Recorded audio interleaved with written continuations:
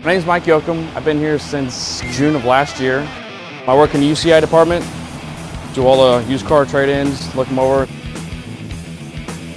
I started out right out of high school as a lot tech, right out of the dealership. Since then, moved up to the lube line and been into the mechanics ever since 2 years into it. So I've done this right out of high school almost.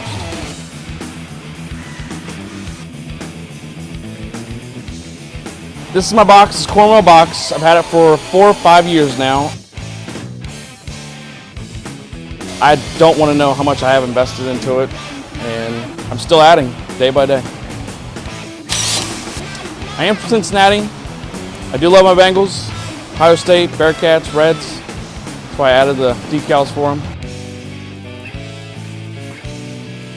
This is my daughter, Ayla. Me and my wife do have Disney passes. We're at Disney almost every weekend except for the summers. Other than that, we're at the pools.